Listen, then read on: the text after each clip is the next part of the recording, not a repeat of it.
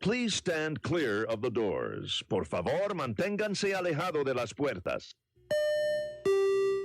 While you're in sunny Florida, be sure to visit WARlando! Enter into a world of epic adventure. Welcome to WARlando.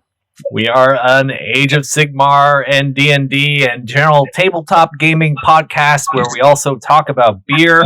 I am one of your hosts. My name is Adam, and I want to say that Loth is my co-pilot. And over here we have Nicholas, and I'm from West Virginia, and I have all my teeth still, except for one wisdom tooth. That's a good thing.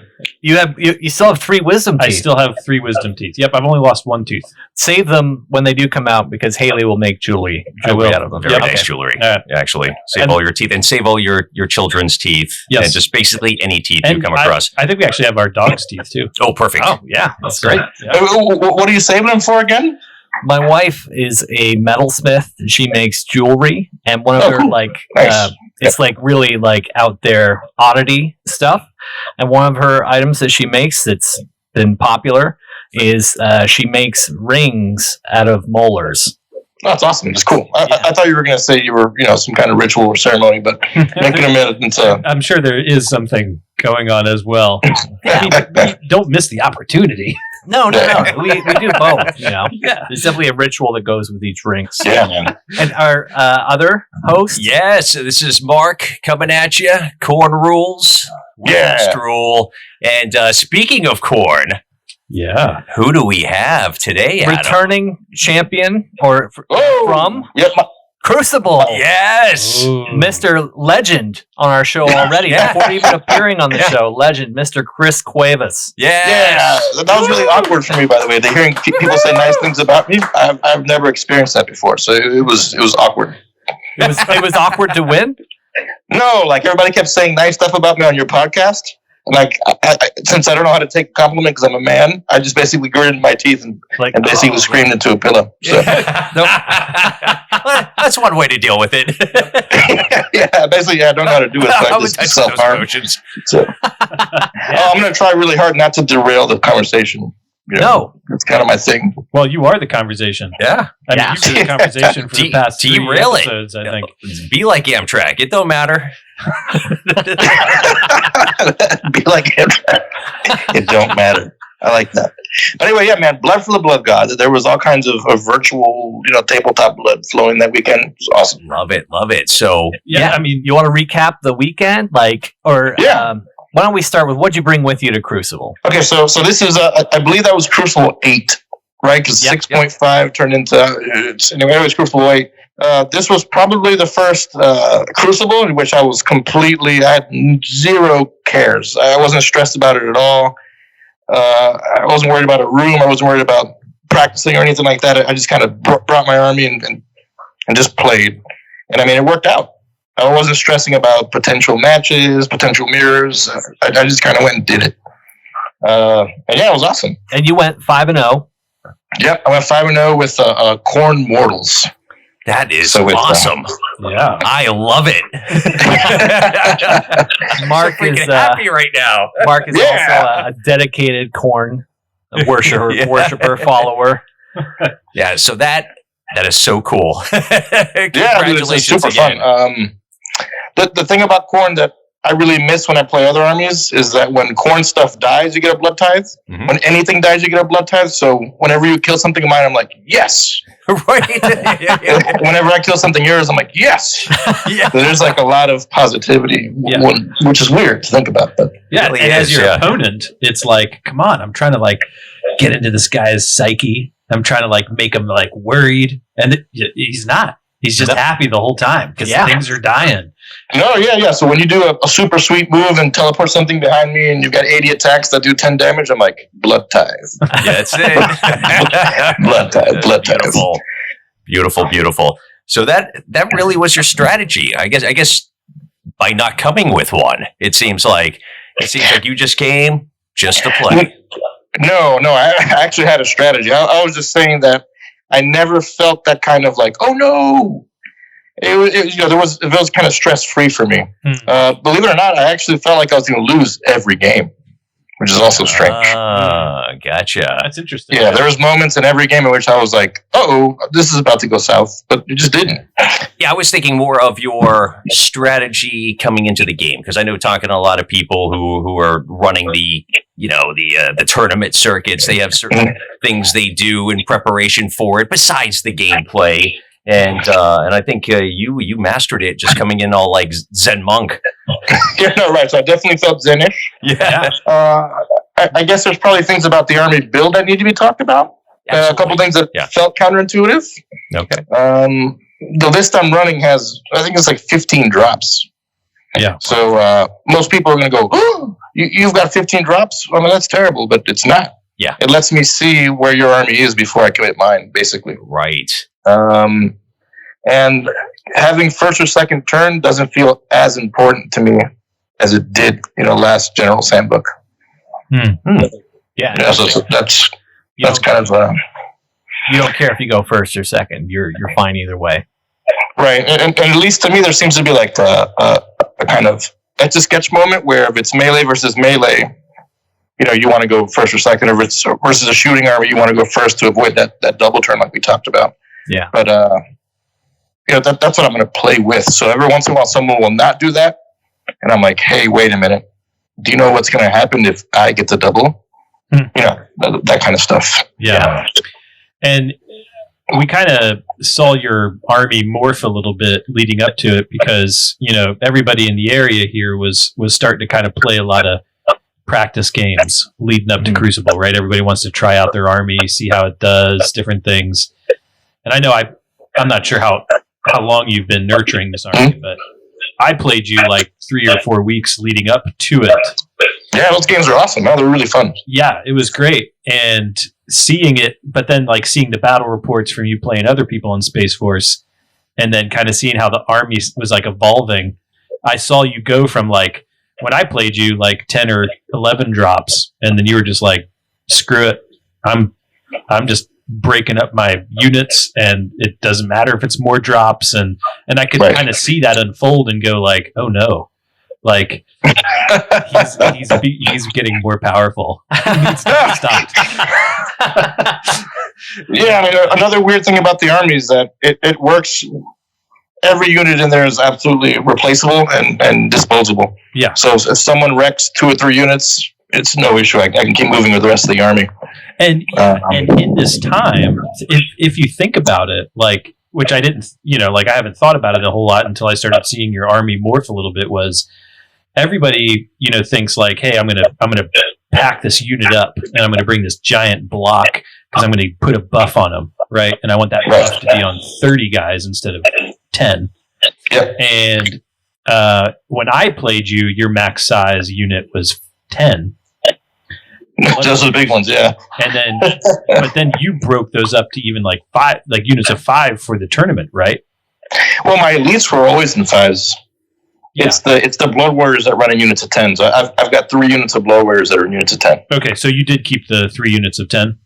Right, yeah, that's always been the case there. Every once in a while, I'd kind of break them up. Oh, no, you're right. I would break them up into 6 units of 5. Yeah, I thought you broke up for the tournament the Blood Warriors into units of 5.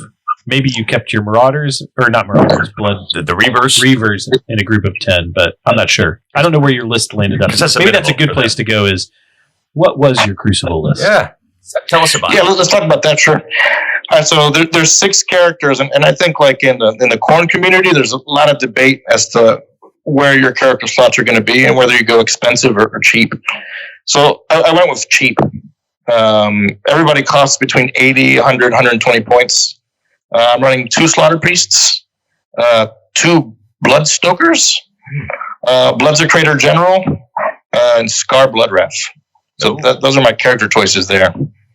I'm also running the Gore Tide. So one of those guys, my general, who's the Bloodsecrator, has got the Thronebreaker's Torque, which is effectively the Ethereal Amulet. So the guy with the 3-up save has +1 damage and Ethereal 3-up save. That's awesome. It works. The Blood Stokers, though, were kind of the bread and butter of the list. just because having +3 to run in charge is crazy, and being able to reroll your wounds is also totally bananas. And that was from the Whip to Fury, right? That you gave him the plus to run in charge? Is that right? Yep. Okay. Yeah. Now, with you saying that, with the Bloodstokers being, your bread and butter of that army, did that kind of change your idea of how to build it? Considering with the new Blades of Khorne, their effect is only on mortals. Well, my main reason that I had the Bloodstokers in there is because I'm tired of them being slow. Most of the Khorne mortal stuff is speed 5, and you don't want that. You want something to be relatively faster than that, especially if you need to get on an objective fast or if you need to tag somebody fast. What is that like? So speaks the dwarf player. Yeah. Right. So what was your unit choice like? Okay, so the units, when I built this army, the point is to sort of have a detachment system, right? So there's 3 units of 10 Blood Warriors, but they each go with a block of support, right? So if there's somebody on the left flank, it'll be a unit of 10 Blood Warriors with support. Unit on the right flank is going to be 10 Blood Warriors with support. And that's how I break it up in my mind, at least. So there's 3 Blood Warriors, 2 units of 5 Skull Reapers, which is kind of like a hammer unit that can dish out mortals. And then there's 2 units of Wrathmongers, which is kind of the same thing. They basically buff their friends and they hit pretty damn hard. Mm-hmm. And then, the most important thing, which won me 2 games by themselves, were the Marauder Fast Cab. I took 2 units of those too. Nice. Yeah, the Fast Cab was totally insane. I don't think people understood what was happening with the Fast Cab. So, what was it that they were doing that was catching people off guard? All right, so when I deploy them, they almost always go on a refuse flank, right? So they're either on extreme right or extreme left of the table. And since they're on that side of the table, you have to say, hey, am I going to ignore that unit or am I going to commit something to it? So it's an 80-point unit. What are you going to do? Commit a Keeper of Secrets to it? Commit 300 points worth of dwarfs? You really have to choose. Mm-hmm. Yeah, that's kind of the thinking of those guys. Yeah. It's different, like when I put Gotrek on one side, and then it's I commit 500 points to one side. What are you going to do about it? Yeah. And then you put 80 points, and I go, oh, shit. Yeah. All my other stuff is going to be on the other side of the table. Right. Yeah, so that's also interesting, too, because I've seen a lot of opponents just immediately stop and think, and they're like, wait, you've got 80 points worth of dude over there. I'm like, should I deploy something? And sometimes they do. So. Yeah. They have to pay attention because they're fast. Yep. And they with 5 models, they're great for taking and holding objectives. Yep, exactly, right. They can shoot. They've got Khorne horses, they do have attacks. So if push comes to shove, that they can kind of poke you a little bit. But their entire shtick is, hey, climb a flank and hope to sneak an objective away from you. Nice. Yeah. So that worked out well for you, that tactic. Oh, dude, it's amazing. Remember, these guys are speed 12 with a +1 to run in charge. Mm-hmm. So if you roll a 6, those guys are running 19 inches. That's incredible. Yeah, that's absolutely incredible. And so the third blood tithe table, when you grab the 3 blood tithe, it lets you make another movement during either your hero phase or the opposing hero phase. So there's been plenty of times where I'll spend that on the Marauders, and those guys will run another 13 and 19 inches on your turn. Love it. So it's a pain in the ass to have those guys where you don't want them. Yeah. It's a pain in the ass thinking about it. Yeah, that Khorne ability to anything that you can do to move or attack in the hero phase is fantastic. And you've got with the Blood Tithe, and having more and more small units, you must have been just raking in those Blood Tithe points. Yeah, I don't even know how it was happening, but they were just. I find myself with 3, 4, 5, 6, 7, 8. I'm like, whoa, stop, dude! I gotta spend these things. Right. The worst feeling is having 20 blood tithe and just only being able to have 8 sitting there wasting all that blood. Yeah, because Slaanesh and Khorne are different. That what is the Slaanesh one called? There's called depravity. Depravity, and then Khorne gets the blood tithe. But the blood tithe, if you spend any, it empties the bank, right? Yep, and the bank stops at 8, no matter what. Yeah, and depravity is not the same, is it? No, depravity seems to be just straight up like a summoning pool. Yeah, type so thing. it's just 1 for 1. If you've got 10 and you spend 5, you still got 5. Right. Unlike Or you can, I believe you can summon multiple units leading up to the point cost, where Khorne, you can only do 1. That's it. it's gone. Yeah. You have to be kind of selective. I actually didn't do any summoning in the big tournament. Like I was always using the blood tithe table to either move or fight in the hero phase for the most part. Yeah. Did you drop any brass skulls? No brass skull meters were dropped. Did you take any of the prayers? Hey, the prayer choice is kind of interesting too. So there's a superstar in there, which is the every Khorne player is going to take the armor buff. It just basically gives the unit +1 armor. Mm-hmm. The other one is there's a sacrifice prayer. So basically, you hurt something of your own for D3, but you get a blood tithe.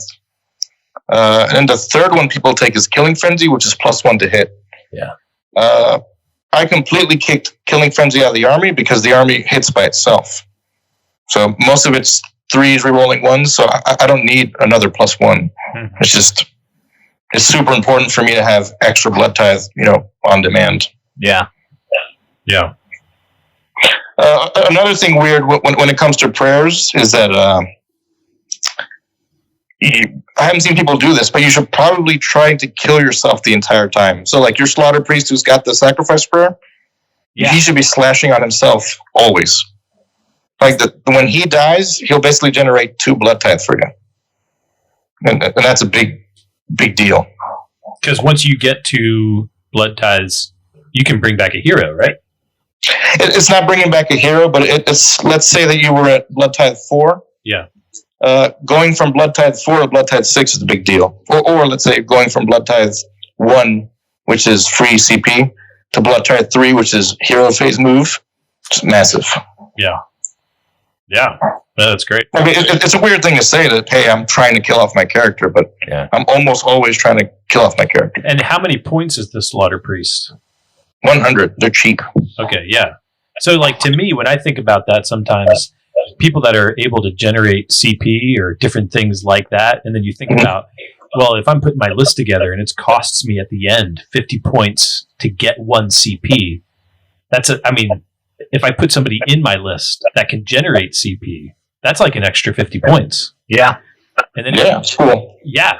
And so thinking about stuff like that, then it's like, wow, the value that some of these guys bring is, or something that they provide that you would end up spending a CP on. So like if I put a guy in my list and he can allow me to reroll 1s. So for example, I just played against William the other day and I put in the Knight Azros.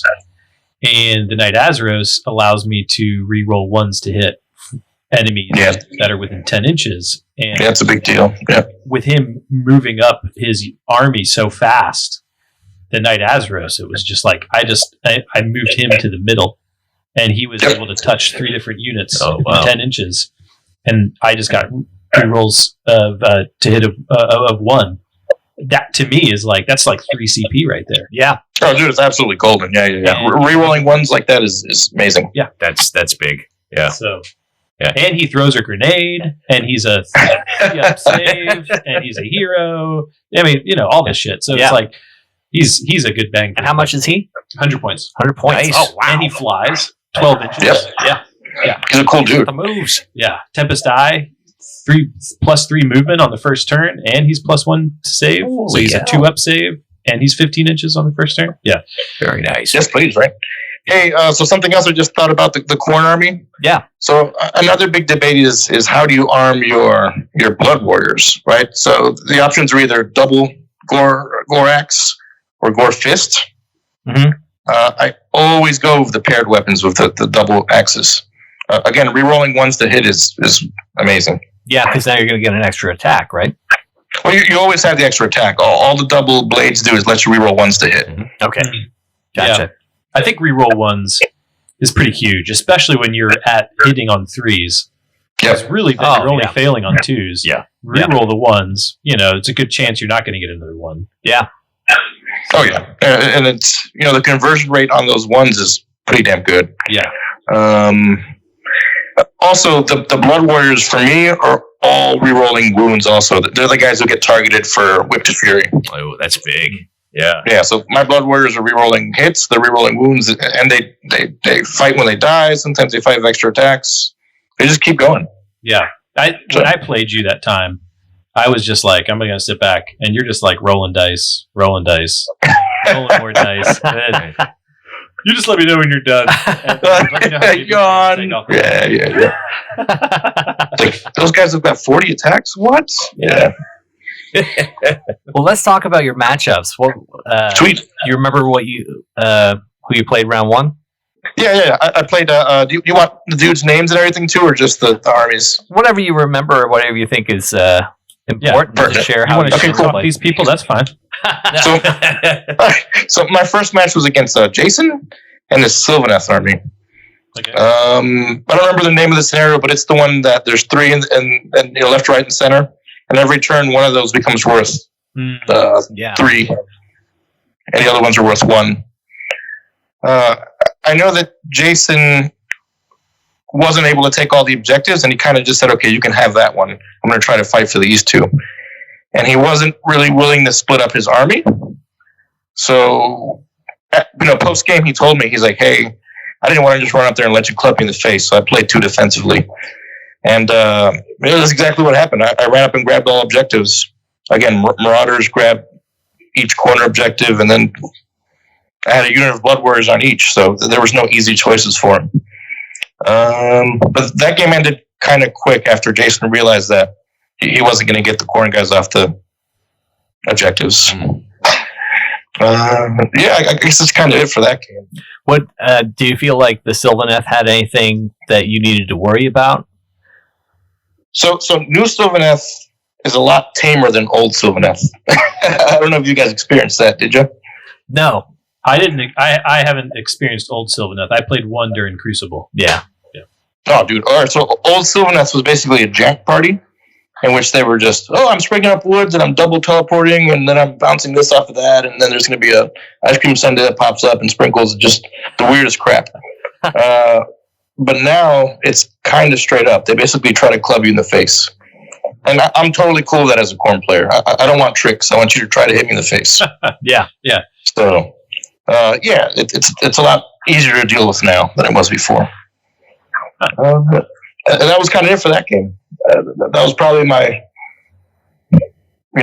softest game. No offense to Jason, but it was, he just kind of let me have the objectives. So I took them. So you're like, okay, this is getting off to a pretty good start. Yeah. And maybe he, first game of the tournament, it's tough. That's a tough game for everybody if you're not really ready.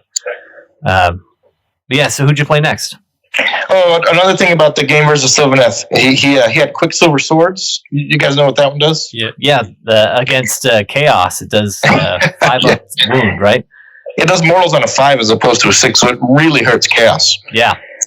So I opened up that game with Scar Bloodwrath running right up the middle.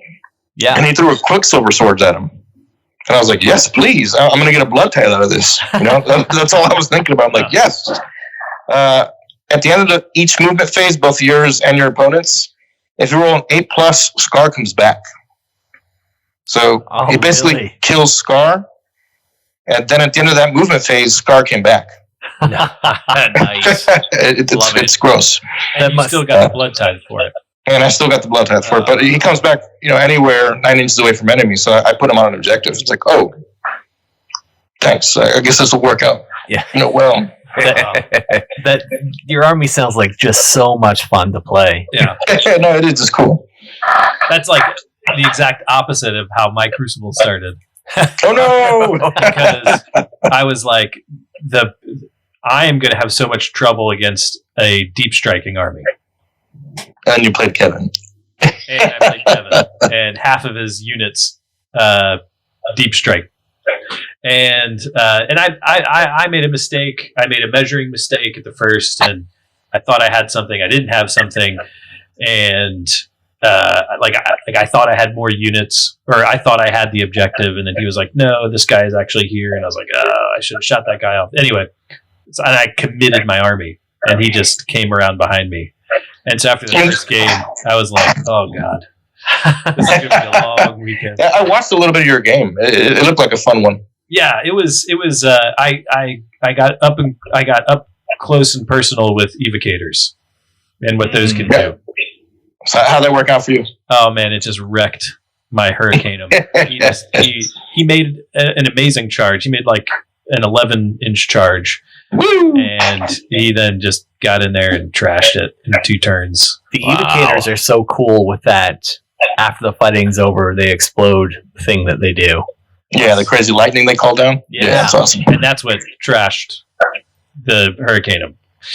Yeah, so it's really funny too. It was when we rolled all of the terrain, mysterious terrain.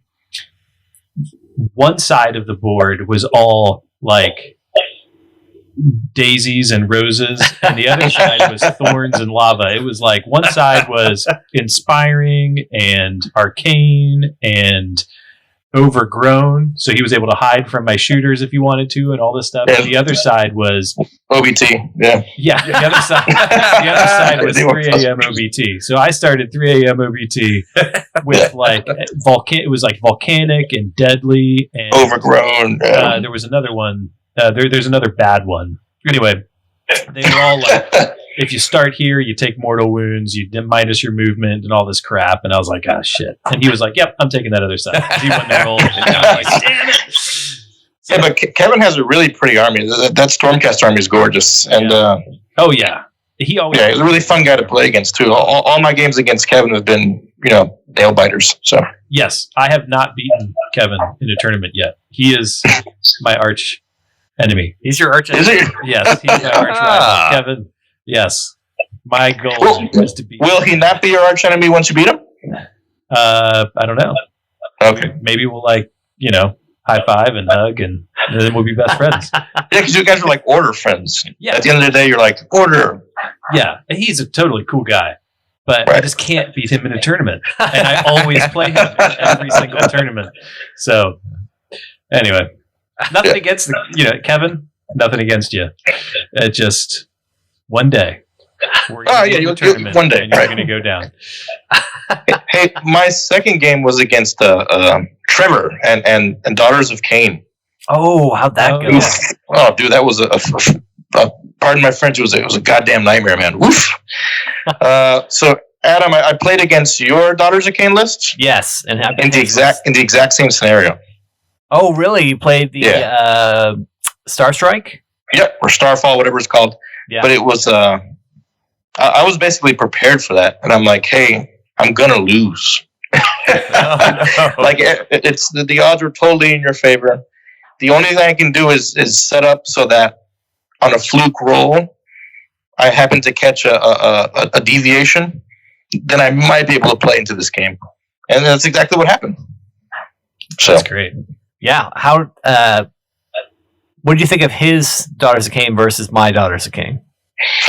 All right, so this is not a bad thing against either of you guys, but all Daughters of Cain armies to me look exactly like. Yeah, you guys are. It's 2 big blocks of chicks, Cauldron, and then Marathi or no Marathi. That's kind of the only flavor. Yep. And it seems like you have to bunch up and you have to kind of support all your stuff together, right? Yeah. So, with there being 3 star meteors or whatever falling in different areas. If they don't fall in the center, you have to make some tough choices. Yeah, you really have to choose which way you're going to go, or you spread out. You divide, and then both sides of the division are suboptimal. Right. Also, being as you really only have 2 big units, yeah, he had to hold one of those back to sit on an objective. Yeah, I mean that's not fun. It's going to it really hurts when. Right. You need sometimes those multiple small units to just kind of leave behind. But then you have your Marauders running around, and it's got to be something that can withstand them. So exactly right. There was I did Marauders on each flank again, And so one of those marauders actually caught a starfall. Like they were just in the right spot. They were like, oh, look what I found. And then the other marauders were eyeing his objective, and he knew that he couldn't leave it alone. So there was like 30 witches just staring at 5 marauders. Yep. Yeah. And that's something. That was about. Yeah. Sorry, go ahead. It sounds almost like the same way the last time we played that scenario went down too, where I had to hang back to hold the objective, but the other starfall on your side was a favorable drop for me, where I was able to land my Canary Life Takers and just hold it. The Canaries are so good. They really are. Bro, I can't believe how good they are. They just have everything you want. Yeah. They're fantastic. So Trevor usually kicks the crap out of me with that army. Yeah. So again, I was going into it like, oh well, that was a fun Crucible, but this is probably the end. But there was a few things that happened that game that totally turned it around. The first thing that happened was I caught the double going into round 3, I believe. Yeah. And it was a round in which I had 6 Blood Tithe, which meant I could trigger my entire army would fight back when you kill it. So, Blood Warriors fight back when you kill them? Yeah. Under Blood Tithe 6, they fight back twice. Oh!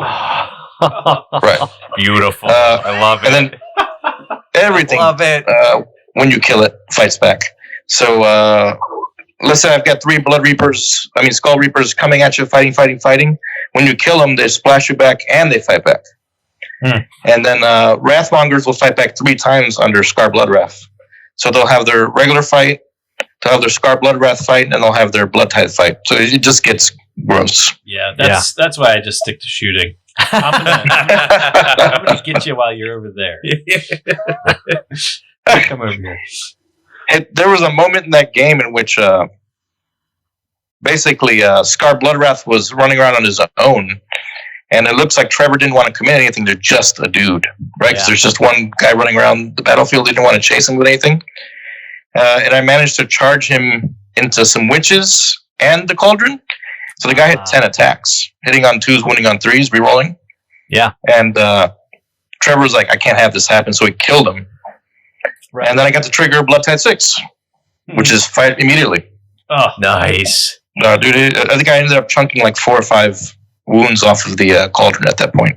It felt good. Yeah, I bet that felt good.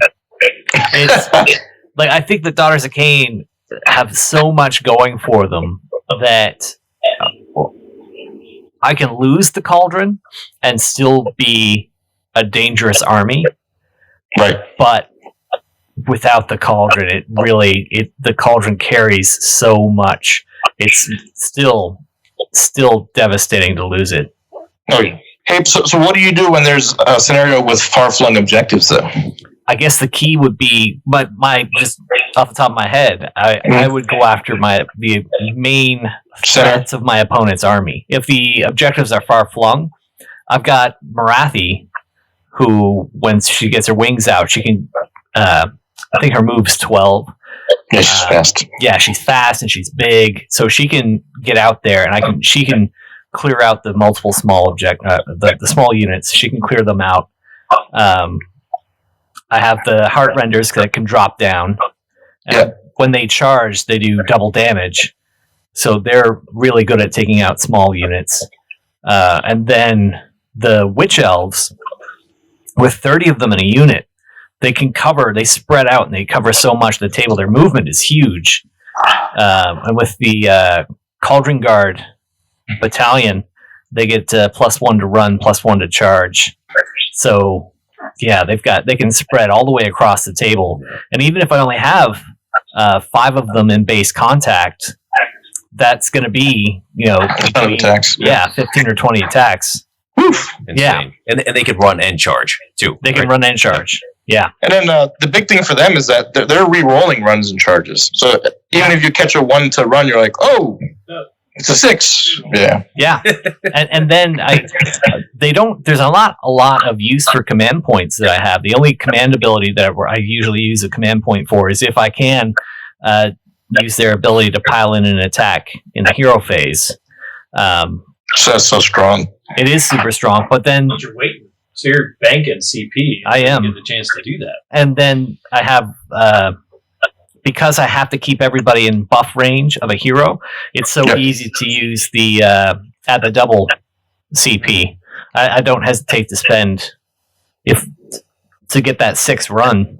Yeah. It's super valuable. It's worth the CP. Oh yeah, for sure. It's always Hey, another thing with that particular Daughters of Cain matchup, which is again, I think that's the archetype for a Daughters of Cain army. Yeah. My army can't fight it. So I think the mistake a lot of people do is they see a Daughters of Cain army and they're like, all right, plan number 1, run everything screaming right into your face and get killed. and it's not a good plan. no. No, I really loved our game because I had the Daughters of Cain, the Witch Elves with the bladed bucklers, and the Martyr's Sacrifice. So they were causing mortal wounds back to your attacks, and then my mortal wounds to you would trigger your guys attacking back, which would trigger more mortal wounds back to you. So we were just slapping each other. Just Yeah, they were being crazy disrespectful to each other. Yeah. it was a crazy bloody mess where we're like one attack sequence ended like what should have been one attack sequence became like 5 or 6 different exchanges. That's great. Yeah. Hey, so another thing is Marathi. She's a pain. So I know in my game versus Trevor, I basically didn't give him anything. I set everything up far apart and spread out, and where if he committed to any one particular unit, it's just one unit he was going to get. He wasn't going to get my entire army. What did he end up doing with her? So he threw her right down the middle, right? Mhm. And basically he would kill a couple things, but then I would retreat during my turn. So everything would just walk away from her, and then I would basically slug 3 wounds on her through Slaughter Priest Burns. Yeah. And I just kept moving. So I would get my burns during my turn, then during his turn I would put on another 3 wounds. And she eventually died. She died in a crazy fashion. She died to a Skull Reaper who had run away from her, came back and fought her, and run away from her again. And then she finally died because she killed him, and Blood Tithe 6 was up, and he attacked again after he died and killed her. Death throws. Yeah. Yeah, so when he died, he generated Blood Tithe. When she died, generated Blood Tithe. I was just back up to crazy amount of blood. That's awesome. Beautiful. Yeah, but it was a crazy close game, and I got crazy lucky that I beat Trevor. So yay! So after these beginning wins, how'd you start feeling? Hey, I was still like, wee! I got no stress, but I killed Marathi, so I had already checked that off my list. I'm like, yes, it doesn't matter what happens after this. I killed Marathi, yes, please. Nice. I call it a success. So yeah. Yeah, I had already won by that point. I'm like, yes, win, you kill Marathi, who gives a damn? Hey, something else that happens to make Crucible, so people start giving me drinks, and it's my policy never to say no. So someone will come up with tequila, and I'm like, all right. You know, of course, it's a polite thing to do. Yeah, you can't say no. Yeah. And I'm too old to say no. That's kid shit. So if someone comes up with gin, I take it. Nice. Tequila, I take it. In game 3, Terry came up with like a little Dixie cup full of bourbon or something, Yeah. and that did it. That did it. That did it. So, and that was in game 3 that you got the bourbon? Yeah. So he gave me the bourbon. As soon as it went down my throat, my body said, "Woo!" it just, and it made me play better. It was I don't know how to describe it. So It's a magic elixir. Yeah. yeah, it's liquor. Love it. Nicholas, who did you play? Turn 2? Round 2? Round 2, I played John from Jacksonville. Played his Nurgle army. So the other army that I did not want to play at Crucible Oh, was Nurgle, just because they have so many like debuffs to shooting. Yeah. And they're so resilient then. And like you were saying, it was the Star Strike, yeah. And I went to control 2/3 of the board, and of course it fell on the other third. Yeah. And so I gambled wrong, and then I had to kind of shift my whole army. And I learned very quickly that focus like for me, focus firing, I was splitting my shots, and I was trying to, maximize on wound capability, and I should have focus fired these Blight Kings off, because Blight Kings are so awesome. Yeah, they're cool. Yeah, and if I don't focus fire, then I can't kill them. And those dudes have got 4 wounds each, right? Yeah. So, and he rolled like 6 sixes on my skyhooks. So, like, of the skyhooks that went through, he rolled 6 sixes to save. So that was 6d3 that I did not get to do on them. Feels bad. That's why I couldn't remove them from the objective. I had a little gyrocopter there waiting on the objective, and they were still there. So, dude, Nick, I don't feel bad for you. It's weird. Like, you've hurt me so much with skyhooks, I just have no pity. I like it, of course, it's, tell me more, Nicholas, of your woes. My skyhooks tissue. Does not compete. Yeah. Yep. So that was it. From then on, I changed my game. So, yeah. Oh, you changed your game? What do you mean? Well, I focus fired the shit out of everybody after that. Oh, sweet. And it worked out well for me. Oh, yeah. So, who was your matchup for game 3? So, game 3 was against a dude named Curtis, new player. That's actually my favorite part about Crucible and the big cons, is meeting and playing new dudes. Yeah. Because they'll always kind of throw something at you that you've never seen before, or a new style. Mm-hmm. And that's what he did. He brought a really cool Gloomspite army with a bunch of trolls supported by small units of grots. Oh, okay, yeah. Mm-hmm. Yeah, so that was cool to see. Yeah, I remember seeing that army. It was a good looking army. Yeah, I was glad I got to play it. But you're a Gloomspite Gets player as well. Yeah. So to know that's a disadvantage for him. Yeah. Yeah. There's the point where if your opponent knows your army and knows his army, that's not good for you. Yeah. Absolutely. That's almost a guaranteed lose if you don't know their army. Yeah. And then you're going to lose. Yeah, I think Curtis is a super nice dude, and I think he said he's like, hey, I've never played against Khorne. Mm-hmm. That's when I was like, oh, okay, well, I need to give you a 5-minute primer before we do this thing. Yeah. In that game, the Marauder Cav did their thing again. Marauder Cav went on each flank, and during my hero phase, I was able to use Blood Tide 3, and I ran around him 16 inches. That was during my hero phase. So then during my movement phase, I ran another 18 inches and grabbed an objective. Yeah. So it's just it's really hard to see a 30-inch run like that. Game 3 was focal points, right? Yep. Yeah. Okay. In that game also, I remember I got he went first. Mm-hmm. So it was melee versus melee, and he chose to go first. So I'm thinking to myself, oh, what are you... You're giving me a potential double. Yeah. And if I double you with my Khorne army, it's not going to be good. So he went ahead and took first turn, moved everything up, grabbed points. I had a crazy, amazing plan to do this like super long bomb charge, and it completely failed. He killed all my shit. And, my everything died on my end. So I was like, oh, I just lost game 3. Cool. Yeah. Again, I wasn't stressed, but I was pretty sure I lost. Yeah. And then I got the magic of double turn. Nice. Magic of the double turn. Yeah. The fairy magic of double turn. I kind of felt bad for the dude, but it's happened to me so many times that I'm light on pity. Well, yeah. Everybody's going to learn. Yep. Yeah. I mean, how do you guys feel about double turn? Love, hate, indifferent? Well, it depends on which side you're on.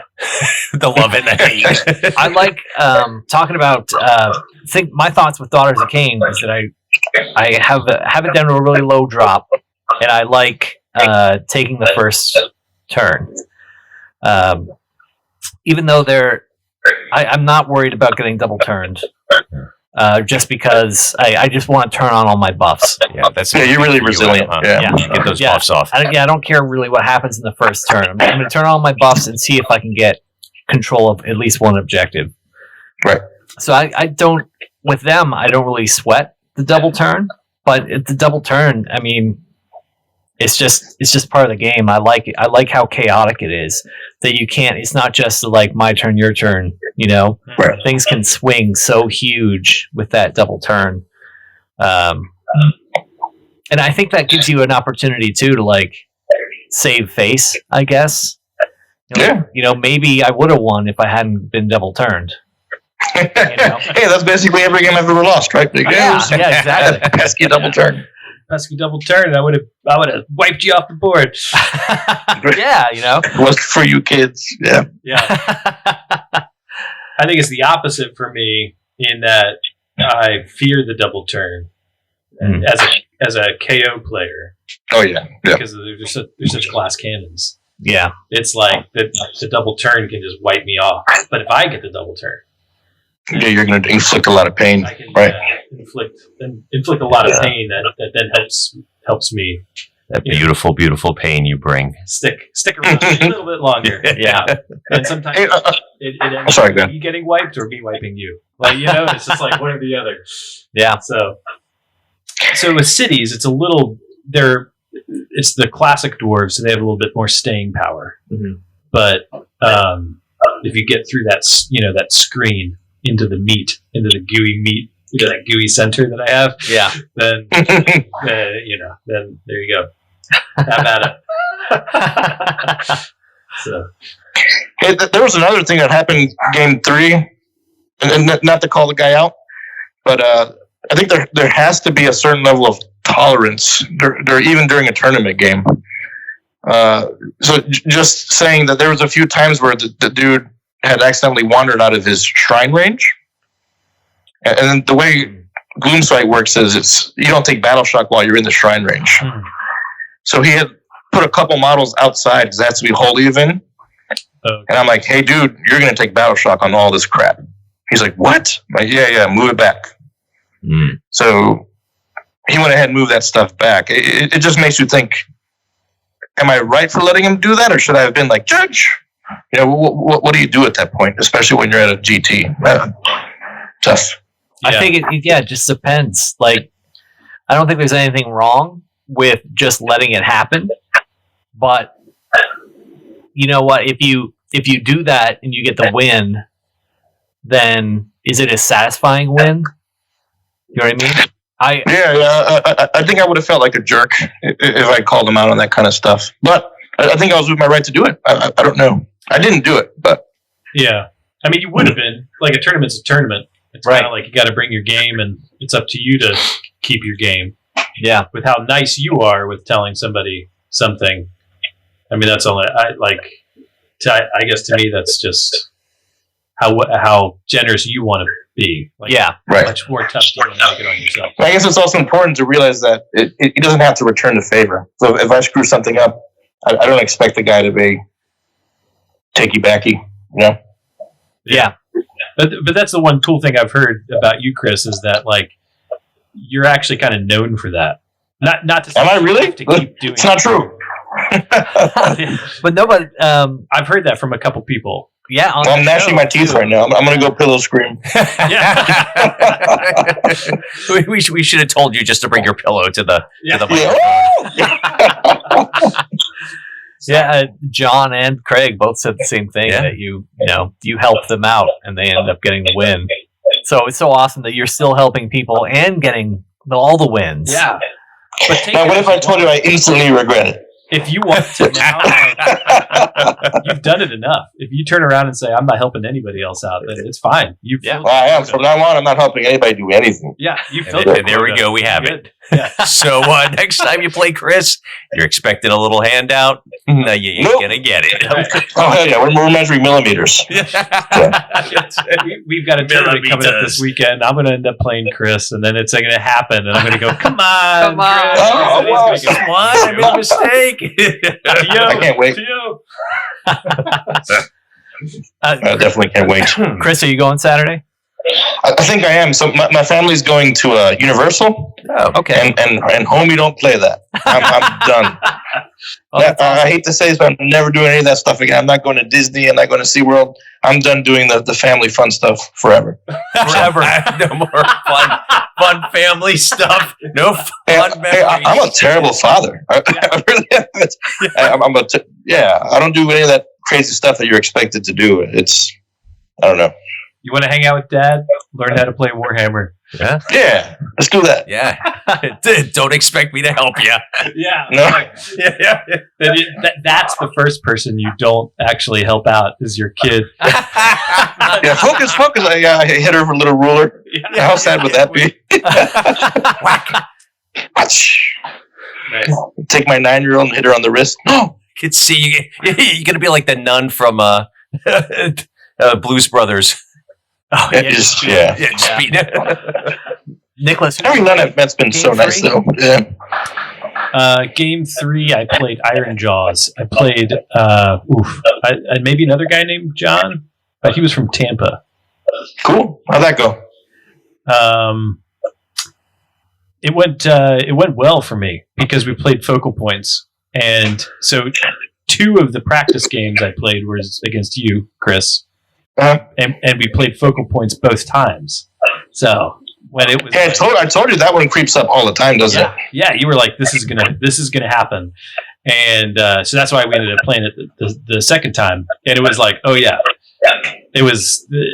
I looked at that. I was playing Iron Jaws, and so for me, as a shooting army that shoots well against monsters, that does lots of rend, and focal points is all about basically bringing in everything kind of somewhat towards the middle. We're not playing on a 6-foot wide table. We're playing on a 4-foot wide table, essentially. Exactly. Yeah. And so for me, that was perfect because now everything's going to be in range. So he was like, he had a low drop army. He said, you go first.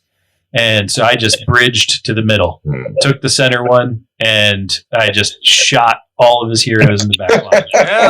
And I think I killed his war chanter and his shaman, and he had 2 maul crushers. I took 1 maul crusher down to 3 wounds, and I took the other one down to 6 wounds, maybe. So that was. Now, was the dude sad? That was top of round 1. Oh man, that hurts. Yeah. Oh. And I had shot one of my gyrocopters all the way up the side and basically pinned one of his units up in the top corner, so he couldn't really get around. So basically he kind of did that thing where he was just like, screw it, I'm just going to run in and try to kill as much as I can. Yeah. And I had Gotrek right in the middle. Oh, come to me. Yeah. So he ran a maul crusher and 10 hard boys at within range of Gotrek, and so Gotrek was able to take both of those out. Oh, hey, Turn 2. Do you think people were ready for Gotrek? I would say the only person that was ready for Gotrek was Kevin. Yeah, that's Kevin's secret text. So. Yeah, so Kevin was the only one that was ready for Gotrek. Everybody else was either pissed at Gotrek or just like scared. Like the amount, like Gotrek, although it was a small model, he has this big aura. Basically, he's another 3 inches larger radius because nobody wants to get within combat distance of him. And so, later on in the tournament, everybody's just like setting up around Gotrek. Yeah. And they don't want to get in there. They just want to keep Gotrek from running around and doing something more precious. He's really hard to deal with. Yeah, he is. You brought the Soul Screen Bridge. Yep. Were you able to get Gotrek over the bridge? No, Gotrek can't go over the bridge. Oh, he can't? Why not? No, because his rules say he can't be set up. So in the rules of the Soul Screen Bridges, you take the model off, set it to the side, and then set it up again within so many inches of the other one. And because it says that, Gotrek can't travel the bridge. Gotcha. So basically, That's good Gotrek for us. runs. He sets up on the 12-inch line, and he runs forward. Yeah. And the Soul Screen Bridge worked out for you? Oh yeah, the amount of like mobility that it provides. Although Tempest Eye does provide mobility, taking a lot of iron. Well, I didn't take a lot of iron drakes, but the ability for what I found out is like for a shooting army to go back across the bridge is very key. So I've done that with you. Yeah.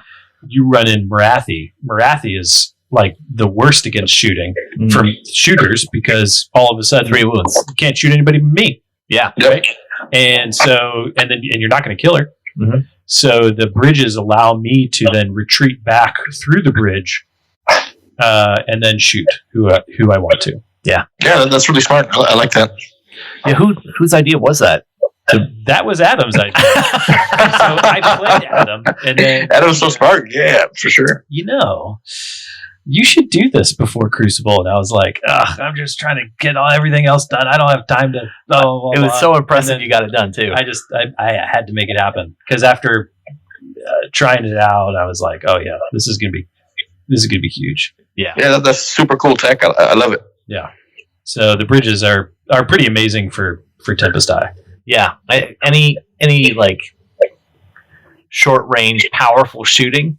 Well, the Iron Drakes, they shoot twice if they don't move, which is a huge restriction if you think about it. Like they only shoot 18 inches, so you can't get closer without but then you can only shoot once. So I mean, they hit hard, but you really want them that double shot, right?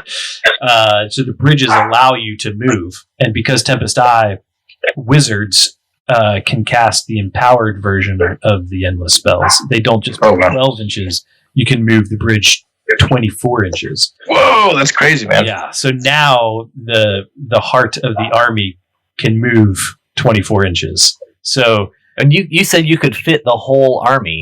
I can. Yeah, the one that I played at Crucible, I can fit the whole army within 12 inch. Well, it's within 6-inch radius of the bridges. So I could if I wanted to. But teleport your entire army 24 inches. Put him in there. Other than Gotrek, the entire army can move 24 inches. And the gyrocopters can move 19 inches on turn 1. Wow. So that wasn't like worth putting them in there. But everybody else, basically, that was how I set up. Was everybody set up within 6 inches of this little, like I would put down this little, I would put down the base of the Soul Screen bridge, so that I knew where it would be, and I set everybody up around it, and then I took it off so that I knew everybody was in range, and that's how the setup happened. Everybody always set up within that, except for Gotrek and the 2 gyrocopters. That's some really cool tech. That's awesome. Yeah, and it's those units, those 3 units. Their job already is to refuse the flank, just like you're doing, Chris, with the Marauders. Yeah. They don't need the bridge. Yeah. So the gyrocopters help keep from people, deploying within, like in my backfield to my sides and whatever, and trying to charge that group and tying me up, or trying to take people off. And then Gotrek, of course, just line him up wherever I want him to run straight. Yeah. Your army sounds mean, man. Hopefully I'll avoid you this Saturday. I'll be Yeah. So, no, it was fun. I enjoyed Gotrek. But, Iron Jaws was just like perfect. Yeah. That was like, to me, that's a perfect match. But that's with the new book, too. The new Auric book. Was he doing the list that if you cause wounds, they get to move forward? Yes. But because I ran my gyrocopter up, you can't do that if you can't do that move if you're within 9 inches of another. I think. Yeah. Ouch. Okay, so you stopped him right there with that. So I ran that gyrocopter up, and basically that was suicide for him. But it kept him from being able to move. Yeah. And then I traveled across the bridge and lined up 9 inches away from his other blocks. Yeah. And just threw in massive amounts of fire. And the way that I have the army set up is I have a unit of Longbeards. And you can take 10 guys and spread them out really well. Pretty wide, yeah. And what I found out was if I drop the bridge, that's a 150 millimeter base, I think, or something like that. Yeah. About 150 or 160, something like that. Yeah. That is a blockage. Like, for a melee person, if I put that bridge on my flank, you can't hit my flank without going around to the back. Yeah. So I put that there on the flank, and then I just lined up my longbeards around the front. 10 guys can go 20 inches. Yeah, I think Almost. so. How they have to be within an inch of each other, Yeah. right? Yeah. Well, So it's almost 20 roundabout. inches. And so 10 guys can spread pretty far. Yeah. The Longbeards are a 4-up save. Tempest Eye, they're +1, round 1. And Yay! in melee, they're +1. So you got 2+. Wow. They're a 2-up armor save, round 1. Yeah. And so they're a good screen. Yeah. That's juicy. Yeah. Hey, what's the casting value on the bridge? It's a 6, but the Hurricanum gives me +1 to cast. Oh, that's awesome. So I got to get off on a 5. Love it. And I'm assuming you're deploying your wizard so that he can't be unbound at that point. Yeah, so what I was running the Hurricanum with a battle mage, so he was my wizard, and yes, that would usually be outside of unbinding range. Yeah. So the time it didn't work for me, I played Williams. Is when I played Williams Slanesh for that battle report, and I failed the roll. So what I've learned is everybody else gets these like, hey, spend a CP and you can redo it, right? Yeah. Redo your run, redo your charge. Yeah. But for Magic, it's like, Yeah. There's not too much of that stuff out there as far as rerolling. But at least you have a +1. Yeah, so I have the +1. 5 should be easy. Yeah. But it just happens, It just happens. Every once in a while you don't get it. Yeah. So if I don't get it, I think I can weather one round of charges. That sounds fun, man. Sounds like a cool army. Yeah. So that was the end of day 3. Or sorry, day 1, the third game. Yep. End of day 3, end of day 1. So Chris, what was that Sunday morning like for you? Hey, so check this out. I'm basically 40 years old. I went to bed. So the night before, I didn't stay up all night. I went to sleep. Nice. So the next morning I woke up, I felt great. I didn't stay up all night boozing. I mean, I had 1 or 2 chicken wing, and that was it. that was the extent of my excitement. Nice. So for game 4, I was rested and ready to go. So I it seemed like the moderation was the key. Yeah. Moderation, a good attitude. Yeah. I just had one A question. little bit of a buzzkill, right? But that's what did it. One question, because I put it out there to the Space Force. What questions we should ask you today? And the only one I saw when I was scrolling through was to ask you the proper way to eat a chicken wing. It's slowly. I think that's the right answer. You usually have to eat it as slow as you can because there's people watching you. So you take that one wing and you just kind of do it slow. Do it slow because people are watching you. Yeah, people. That doesn't happen to you guys. Where you take it slow eating the wings because people are watching. Yeah. Every time I eat chicken wings, everybody's looking at me. It's awful.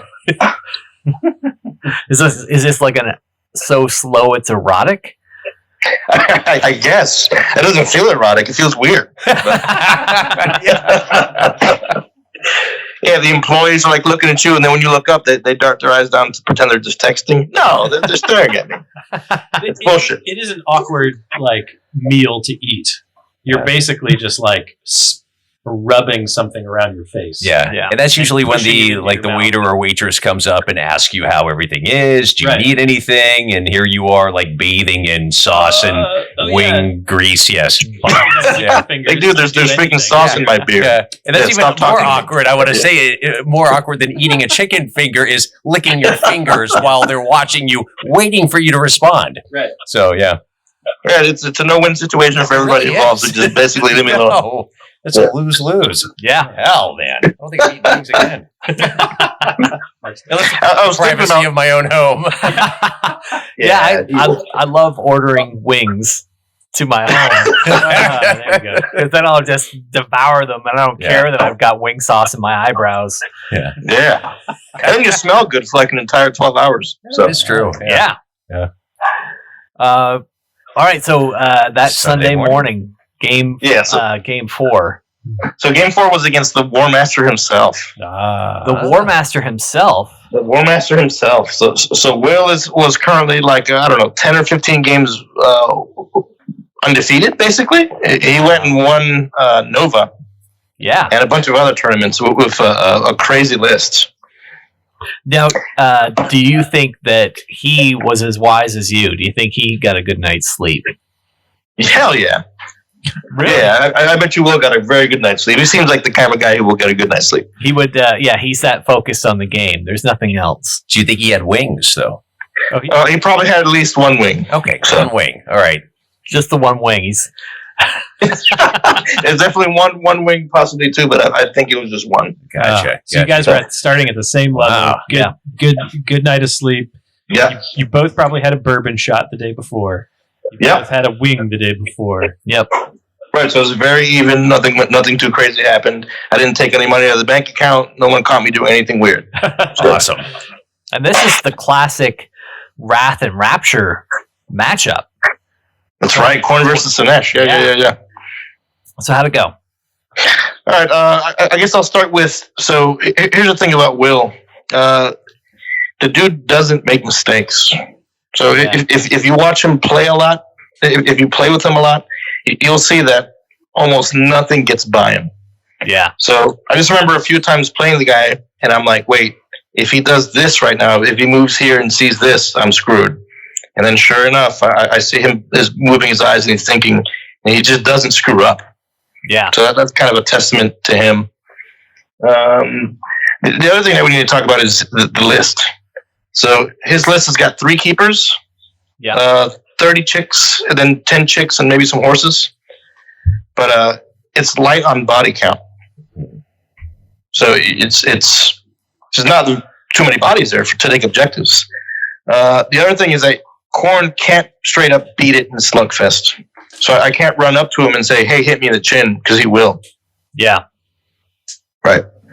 In that game, I did the same thing where I put Chaos Marauders on each flank, and I think that's where Will made his first stutter step, where he was like, wait, I kind of saw him deciding to think at that point where he's like, am I going to ignore those annoying Marauder fast cap, or am I going to keep on with my plan? So, and you did this first. That's nice. What's that? You put them. Those are the first things you put down. Yeah. Another thing that happened was there was commanding terrain and my shrine, and then his terrain. So when you lay down those first pieces of terrain, you're kind of telegraphing where your army is going to go. Yeah. In my case, I don't give a damn. So I'll put that out there, hoping that you're going to react to it, and he kind of did.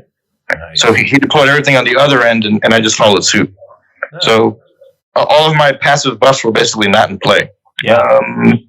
What was the scenario called again? I think it's the one in which there's 4 objectives on each corner. And it's like knife to the heart. It's like knife to the heart, right? On turn 3, if you control all 4, you win. Yeah. Which is fantastic for me because I don't have to go to the middle of the table and get punched in the face. And he's got all those keepers, but it's still whoever has the most bodies. Right. The game starts out with he makes me go first because that's what you do in melee versus melee, right? Yeah. I spread my army out so that there wasn't anything obvious he can just eat, and I kind of sat back. I remember measuring it out. He needed high rolls to get me with everything, and he didn't get the high rolls. The important thing, at least in my mind, was that when we rolled off to see who caught the double turn, going into turn 2, I caught the double turn, but scoring only happened on turn 3. Yeah. So I basically said, no, you're going again. I'm going to force you to double me. When I forced Will to double turn me, I think that's when another stutter step, he was like, wait, what? I'm like, yep, I'm forcing you to go again. Because that'll give me first opportunity to end the game, basically. Yeah. When that happened, he was like, okay, well, then I'm going to come at you full force. And he did. He basically threw 2 keepers and 10 demonettes and killed, a good 25% of our army with that stuff. going from turn 2 and turn 3, I caught the double again, except this time I kept it. At that point, scoring begins, and he had a keeper and the epitome guarding his home objective, then 10 chicks and 5 cav guarding his other objective, and I was just able to run bodies onto him without even fighting and take them. Oh, wow. That's awesome. Yeah.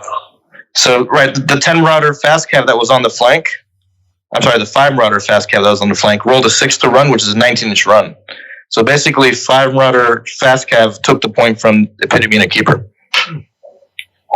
Which, that I think is the thing about a double turn that's really tough for anybody, whether you can say, hey, I'll take it. You're giving, like, essentially your opponent gets 2 full moves on you. Yeah.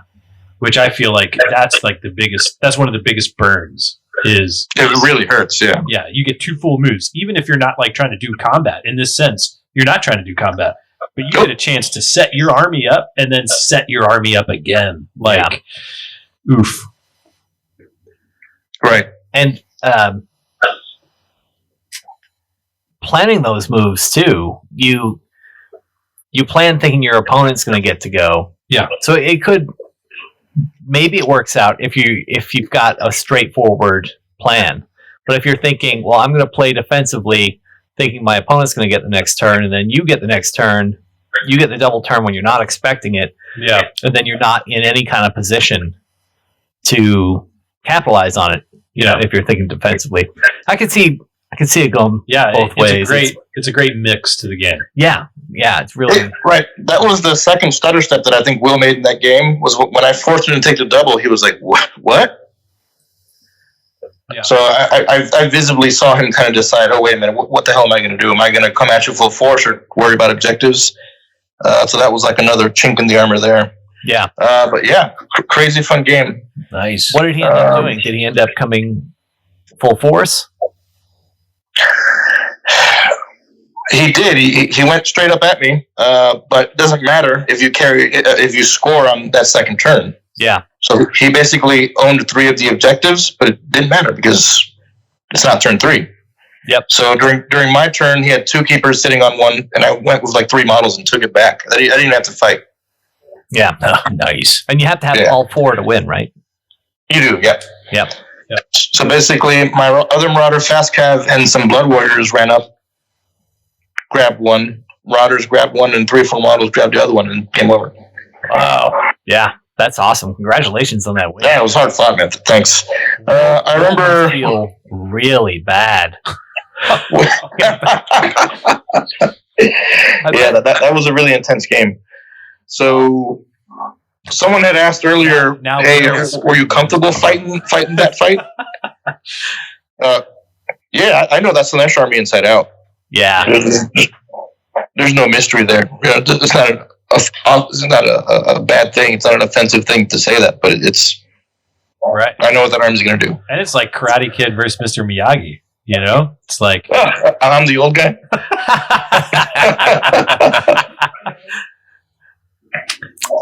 Hey, another thing is that the internet doesn't accept that. I don't know if you guys have caught that yet, but everyone's like, "No, Slanesh can't lose to Khorne." But yes, it can. Yep. Yeah. It definitely can. That's what's so. I do love this game. I think it keeps getting better because people complain about how powerful the new army is and power creep and all that. But you get the right scenario, you get the right double turns, you know? Yeah. There's ways around. There's ways to win. There's all kinds of there's more than one way to win. Yeah, super fun. Well, what about you? Who'd you do for a turn for game 4? I played. So I was supposed to play Sylvaneth. So leaving the night before, we got paired up, and I got paired against Sylvaneth. Mm-hmm. Not one of the Throop brothers, but somebody else, and I didn't know the guy.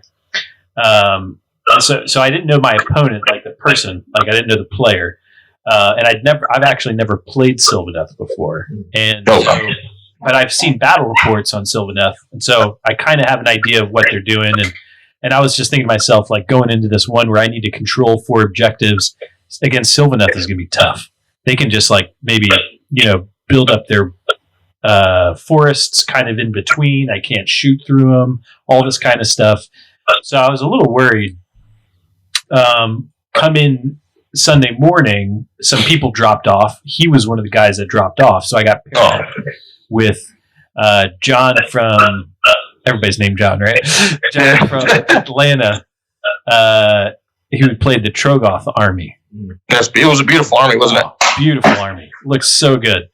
But then to me, that's like playing Iron Jaws again. Like, this is the matchup. This is perfect for me. I'm just shooting a bunch of monsters. Yeah. And although I thought it was going to be easier, the Rock Guts, man, they were tough. He had like 2 blocks of 6, and the way that we kind of deployed, I had my whole group on one side. I had a nice, really good defensive position next to the objective. I was able to walk. I was able to run up and kind of get behind some trees. So it kind of created like this nice sort of like all I had to do was defend on one side and on the other side, and then the trees to the north of me was a big enough blocker. It was those, not trees, but they were like those viney ones that you can't really move through. Yeah. Anyway, there ain't no trolls moving through there. So I was like, it was a perfect wall in the front. Anyway, so I kind of had my long beards to the left, my Iron Drakes to the right, Arcanauts in the middle, and I just shot those Rock Guts as they came tumbling down. It took me 3 turns to finally kill those. Like it took. I'm surprised they stood up so long. Yeah. I put Gotrek on the other side, and just ran him up, and he put 2 units of the Fellwater trolls over there.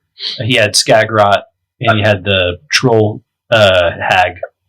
Yep. And so first turn, so he made me go first. Everybody kept making me go first. I wonder why, right? So first turn, I ran up my block, and I was able to get my Arcanauts within 24 inches of the troll hag.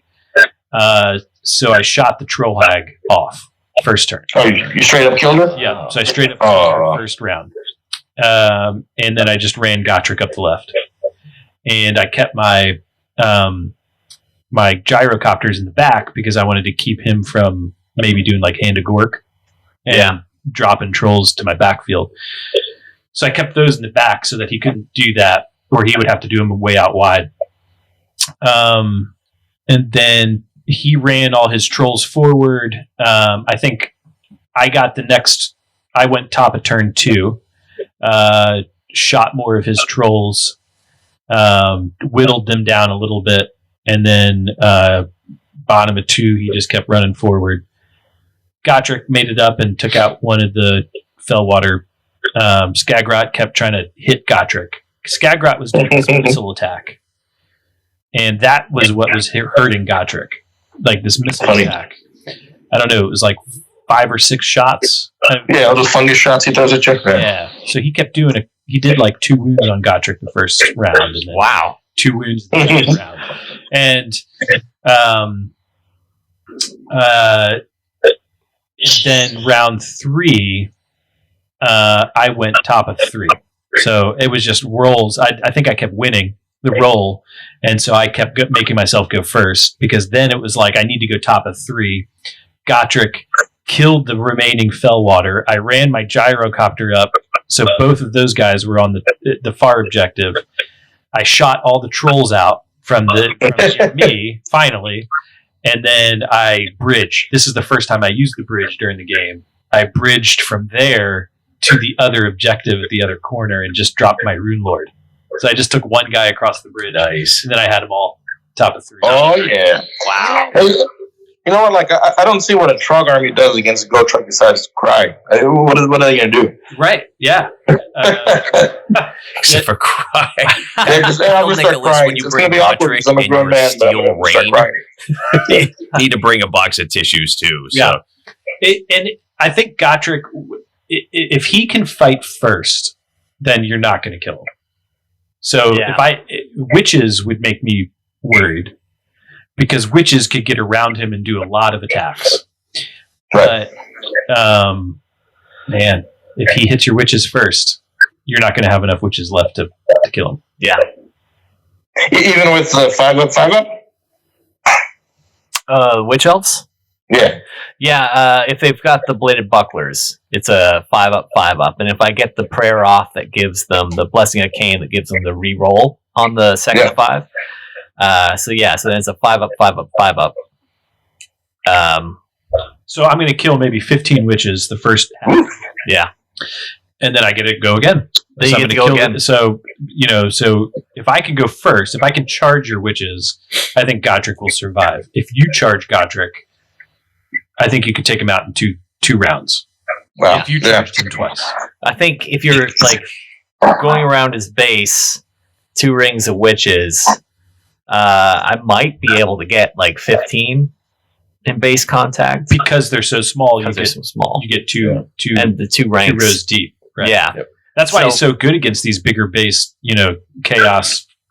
Like the Khorne guys and stuff like that. Like big bases. Big bases. I would love to see what would happen if I could get 2 ranks of witches completely around Gotrek, and because that would be like 60 attacks. And I'd be curious to see if the 60 attacks could kill him in one go. Yeah. It'd be interesting. I still think that like half the armies out there can't deal with Gotrek.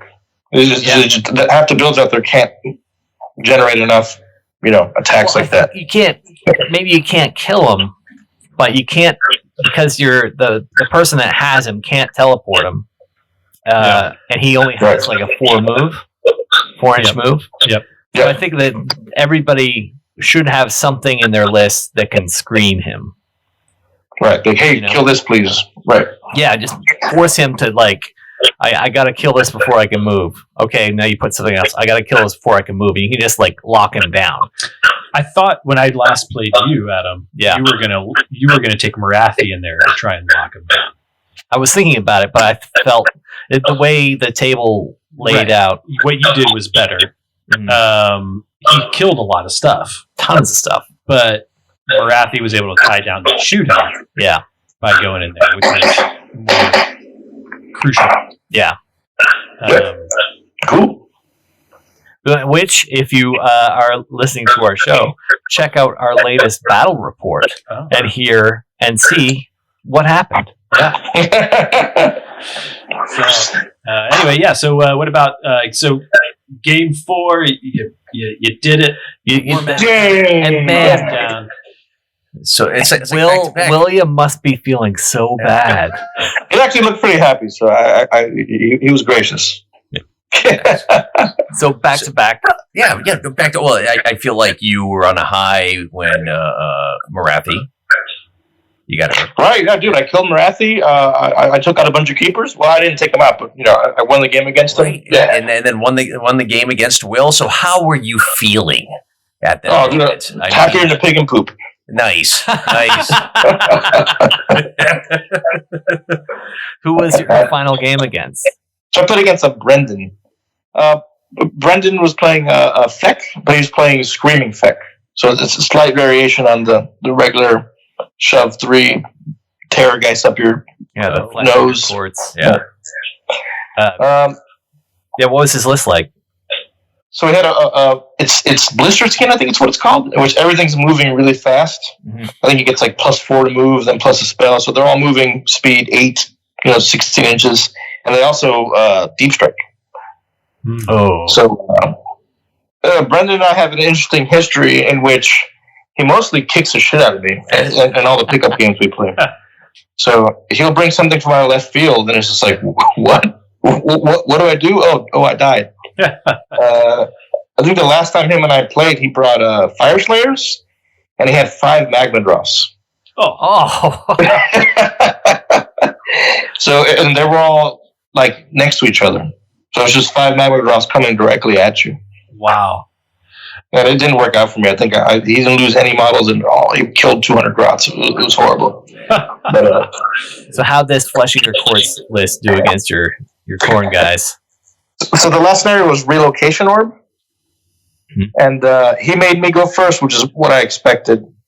In Relocation Orb, the hero is worth 30 models if he has an artifact. Maybe it's 20, but he's worth a lot. Yeah. So I made sure that I measured so that on a run roll of a 6, I would be within the 3 inches of the Relocation Orb. Everything else has to go straight up in the middle because I know he's going to make me go first. Yeah. And sure enough, he made me go first. So the person who goes first scores 1. The person who goes second scores 3. Which you can also see in our battle report with Nicholas and I. We played Relocation Orb. Did you? Yep. This new Relocation Orb is so much better than the old one, by the way. Yeah. But knowing how that scoring is 1 and 3, you won't be able to come back from the second player taking the point for the most part. Like it's devastating to be 3 and 1. Yeah. So knowing that, I was like, wait a minute. He's probably going to try to snipe my character. But I'm going to throw him up there, wrap him up as tight as I can, and then I'm going to save my CPs and try to reroll my 1s on my character. Yeah. That character had a 3-up armor save with Ethereal. So rerolling 1s on a 3+, I'll probably be okay. I hope I'll be all right.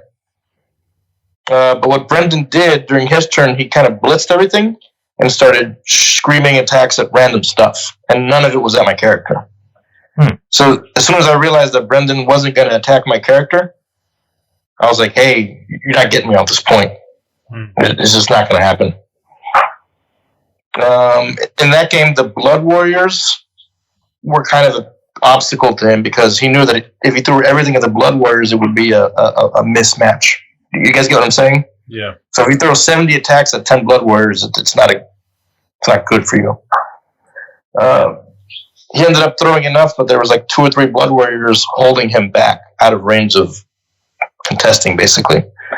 And my army just ground his down. And that was kind of the end of the game. That's awesome. And you were you the 1-point guy the whole time? I was. Yeah. Yeah, so even when has 2 or 3, 4 or 5 models left, he can still pull some shenanigans to score 3 points. So it wasn't over until the very last second. Did it keep going your way? Like, did it keep moving in your favor as far as the direction of the orb, or not really? If I remember correctly, the orb will only go left or right now, right? It goes up over 12, up 12. Is that what it does? Yeah. It can go, but it can... kind of goes in your direction to the left or right, or their direction to the left or right. But yeah, it has 2 places it can go. Right? It starts in the center. It can go 2 left or 2 right. Right. In our case, it went 12 inches to the right and then 12 inches towards him. Oh. The only downside here was that he smashed my army head on and felt basically the full synergy of it. So he felt what Wrathmongers with Blood Secretors, with Skull Reapers, everything of mine was hitting back.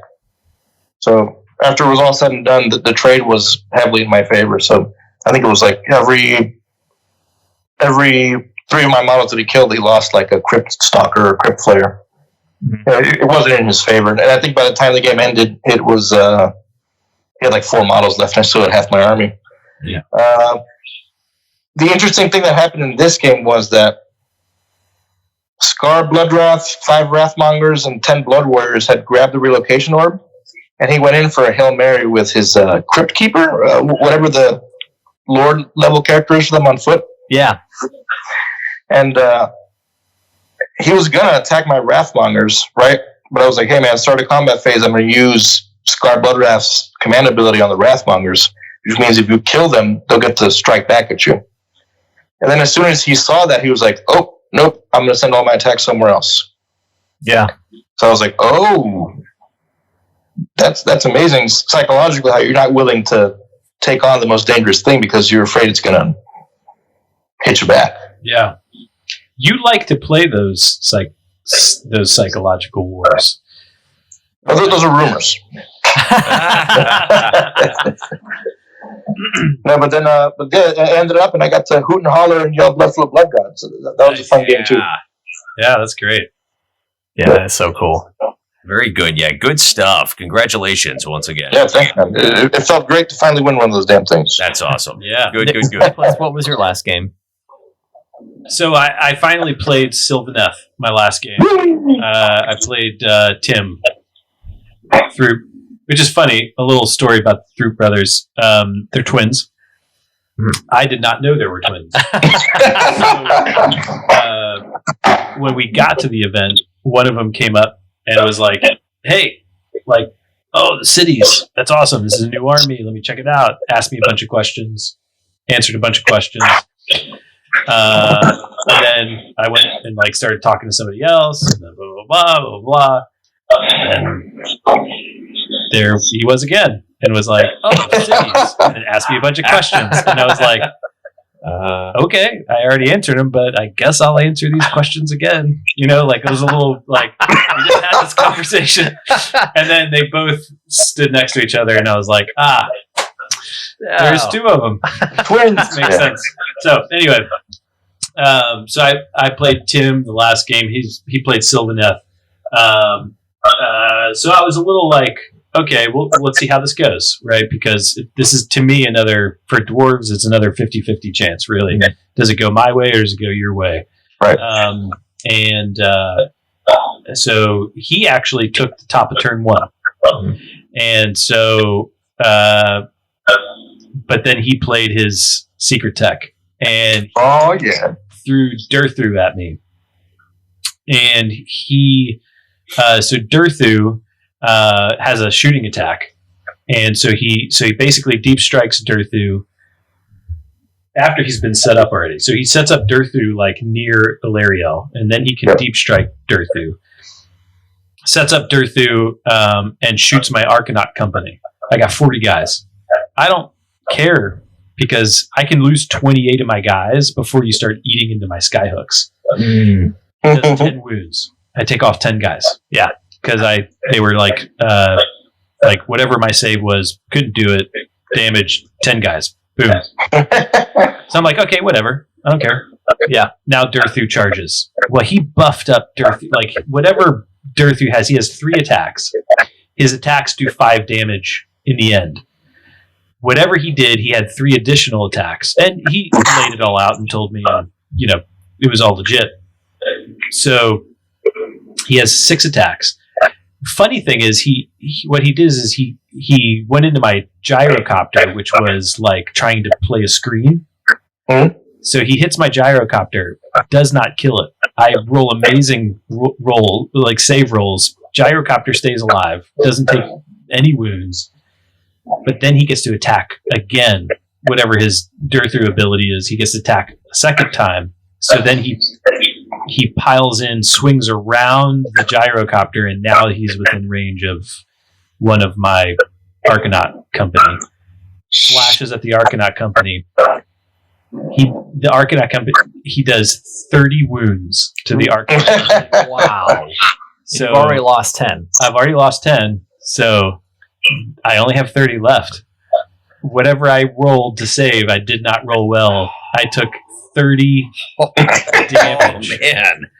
Now, did you tilt at this point? Were you close to tilting or not really? Well, top of turn 1, that's 500 points. Yeah. And that's I had set these guys up so that I could shoot Ilariel my turn. Yeah. You just got to walk up and shoot off and kill Ilariel. That didn't happen.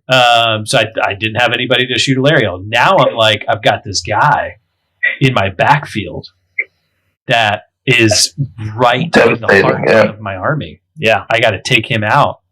So it's like, do I take Godric towards him? Or do I put all my shooting towards him? So I decided, you know what?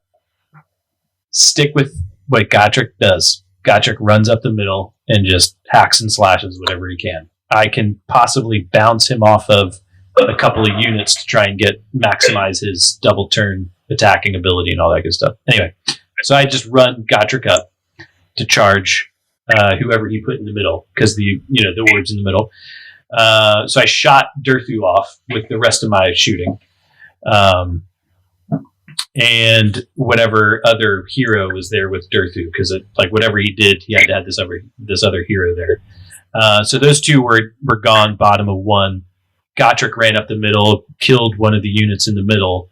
And then basically the orb went his way. So he took top of turn 2 so that he could basically bunker and keep it. So he kept going top of the turn. And he kept scoring just one. So he kept scoring 1. So bottom of 2, I couldn't take the objective. It was in his backfield. I couldn't get anybody back there. The bridge, I couldn't drop it there because of the way he set up his people. I couldn't drop the bridge and bring my guys out. So I basically said, this is my 50-50 chance. Either the orb comes back my way or it doesn't, and I lose the game, or win the game, or possibly win the game. So I set up to where if the orb came back, I had Gotrek in the middle, clearing things out. I had my gyrocopters move in to position in a way that he couldn't bring them, he couldn't travel the trees to try and get into the middle. And then I positioned my army to be able to shoot his pretty good. So I did bridge, but to over to the side. And so luckily the orb came back to the middle. I finally won priority. I made him go first so that I could have a chance at 3. He did move some people in, and this is where he did the thing where he moves in towards Gotrek, but stays away, 3 inches away, and did take the objective. So he had 3 points, top of 3. And so bottom of 3, Gotrek cleared him out. My shooting cleared the other guys out. I was able to take it. I did 50 more points of damage to his army than he did to mine. Woo! That's crazy close. Yeah, man. Yeah. Wow. 50 points. Because he took out that 40 block right at the beginning. Yeah. So, yep. So I won based on a minor victory. So, and going into that, I was I'm 2-2, I lost the first 2 games. I won the second 2, so I was on a high, but I was also... Woo! Yeah, hell yeah. If I don't win, it's I didn't win more than I lost, So coming out at the end of a 5-game tournament, winning 3 is very good for the soul. Good for the soul. She feels good. I did. Good Came stuff. out 3 wins. Good stuff. Excellent. That's awesome. And you both got medals? Yep, I got the sweet pumpkin for winning best overall. Yep, loved it. And Nicholas, I won Miss Congeniality. Yep, I won. Oh, did you? Miss Congeniality. Hey. So Best sportsman. I ran Gotrek up with a smile. And that's why I won. Hey, Nicholas, I don't remember what you said. When I asked you if you had tilted when you lost 500 points worth of stuff, did you feel any tilt at all? I did. It was a bit of a gut punch, because I absolutely did not think that would happen. Okay, but you were able to kind of pull through the haze and be like, "Hey, I still have a planet. It's not over." It took me a few moments to figure it out. That's quite a shock. I did that thing where you frantically measure for about 3 minutes, where you're just that was your nervous tick. Yeah, yep. And I'm like, because again, if I move the shooters, the Iron Drakes don't shoot twice. So that's what it came down to. That's big. Oh yeah. If I keep the Iron Drakes there, I can shoot twice, and they can deal with Durthu. Yeah, and then Gotrek can just run up. So anyway, that was stick to the game plan. Mm-hmm. Tweet. Also, the Troop Brothers, they're fantastic players. Anytime you play them, I mean, you don't stand a better chance than 50-50. They just give them inch and they're in. Those guys are always in it. Nice. Yeah, and it like and he was like, this worked out perfect. The Durthu thing was like everything aligned, and he was able to do that. But he knew exactly what he wanted to do. He had that lined up and ready to go, and I just was none the wiser. Yeah, and when you get sort of like slapped in the face like that, or punched in the gut, however it feels, it's like, oh, what else am I not prepared for? Mm-hmm. You know what I mean? Yep. So after that, I just had to try and play a little bit of the psychological game too, to try and just make him feel like at that point, I need to try and take back some control, because I need to make him at some point feel like he doesn't have control. And you get it back. Yeah, it was a constant like, who's got control? yeah. You know, and whoever. But yeah. Anyway, so There is like a shock and awe, kind of like, like the take it back to American style warfare, the shock and awe thing. Like he with his shock and awe, and you have to answer back. Yeah, to make him, I have to do something at some point that makes him go, "Oh shit! I thought he was done." Yeah, oh, no. Right. And so that's awesome. Sounds like a fun game. I had to do. I had to figure out something that was like, and that's where you do the frantic measuring. Yeah. It doesn't matter what you're measuring to. You're just going to start measuring, right? Yep. So, yeah. Anyway, it was a good game. That was a really good game. Yeah, I need to find a nervous tick of my own to maybe I'll just start looking at my cell phone real quick and texting somebody. Yep. Right. Just start tapping your phone really fast. Oh my god! Or you just pull out some chicken wings and eat them very seductively in front of your opponent. just Oh, throw 'em it'll off. be one chicken Just throw wing. off their game. Right. Excuse me, I have a drumstick. Yeah. And just, when you have it, I'm like, I would keep it in my wallet. Your wallet. That's the Costanza wallet of chicken wing holding. Yeah, that's good. Yeah. Hey, did you? I didn't see Adam or Mark. You guys ended up doing D&D thing afterwards? We did. Friday, unfortunately, was the only day that I could commit to. Work. Well, we're not going to talk about that. But Friday, I was able to do that, so I wanted to pack in everything I could on Friday. Yeah, And I did. Got a little taste of everything. Yeah. You got your gaming fix in? I got the gaming fix in, which was very delightful. So I got a little Warhammer in, got some D&D in, made some purchases at the vendors. Yeah, some really cool people there. Oh, yeah. Doing some neat stuff. So much. I'm so excited to see Crucible growing the way it is. When you planned the first one, Chris, with Craig, did you see it becoming this?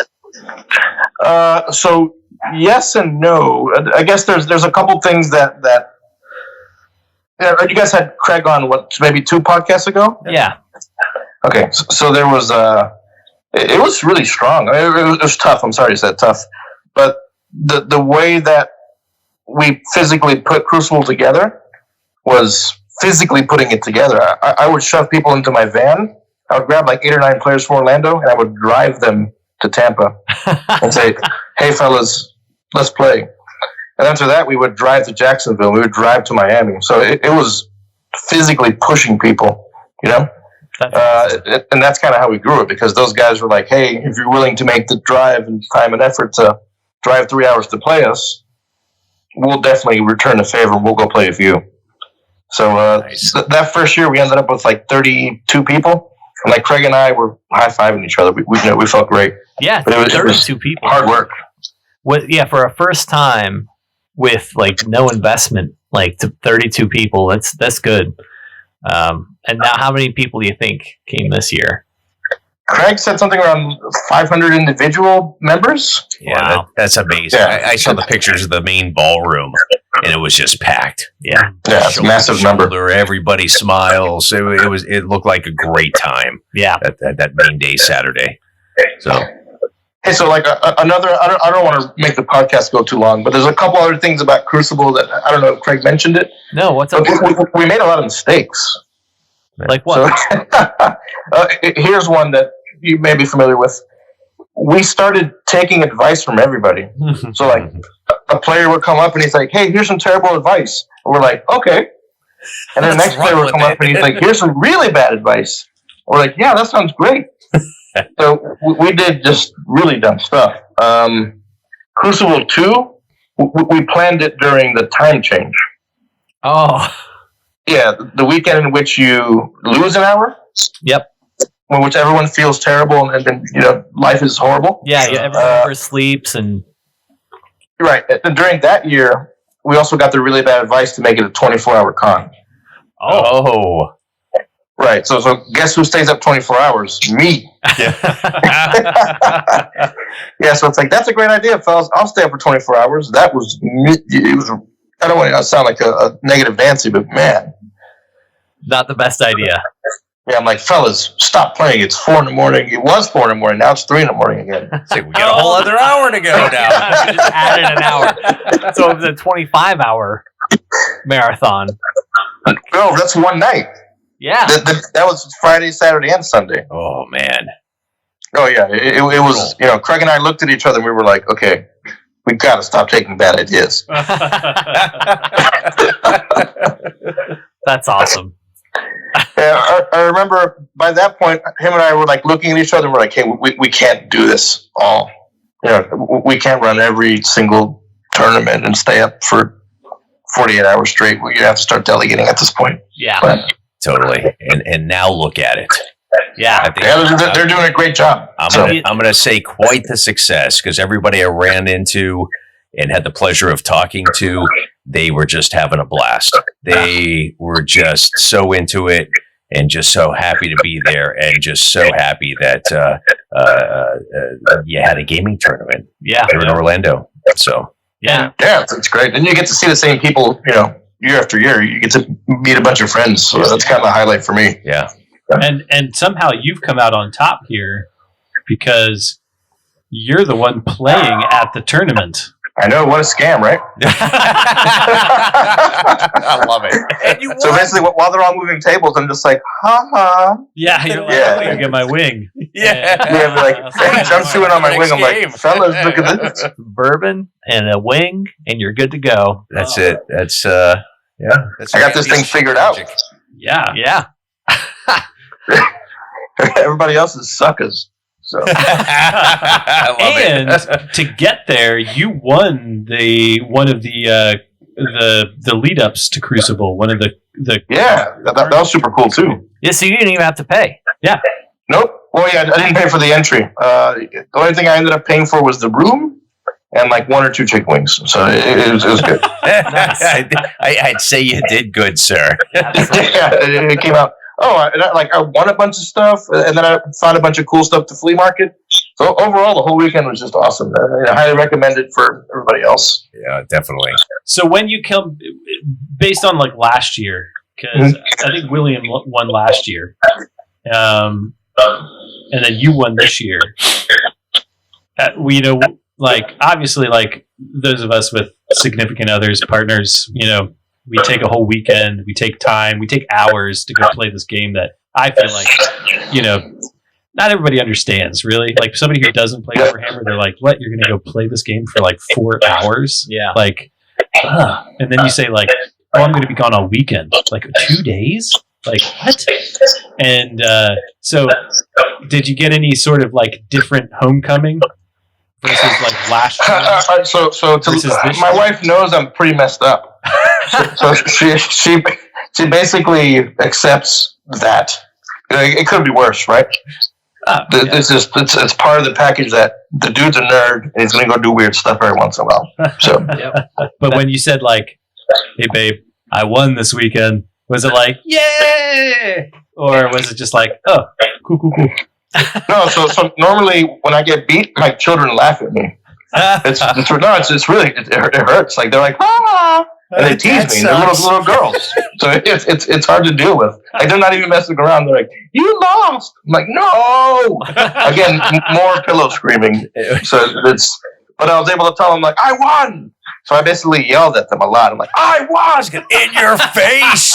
Hey, In look, your God. face, There's, 200 children. plus pound men yelling at little girls. So that was the result. Look at me now. Yeah. Like, what do you think about your dad now? Yeah. That's great. So cool. Well, Hey, it's not easy to punch a hole in the wall. I don't know if you guys knew that. It's not easy to punch a hole in the wall? No, it looks easy on TV, but when you try to punch a hole in the wall celebrating victory, Yeah, it just really, hurts. It's really not, especially when you hit a stud. I was going to say, yeah, when you hit the stud, it's It's impossible. like, oh, snap. Yeah. My birthday this year, I got really, really hammered. And I was walking into my bedroom, and I just kind of like stiff-armed the door to my bedroom and swung it around, and there's no doorstop. So the handle of the door went right into the drywall and punched a Nice doorknob size hole. I'm like, and in my hammered mental state, I'm like, wow, that broke really easy. That seems so fragile. Like, it just in my drunken state, it seemed like, wow, everything feels really fragile right now. So then I'm so strong. Yeah. I'm so strong. So then I punched the door just to see, is everything so brittle? Did it hit you back in the face? No, I put my hand right through the door. Oh, you're strong. Haley's like, what's wrong with you? Why were you breaking everything? I'm like, I didn't know I that's your could girlfriend break testing your wife. everything.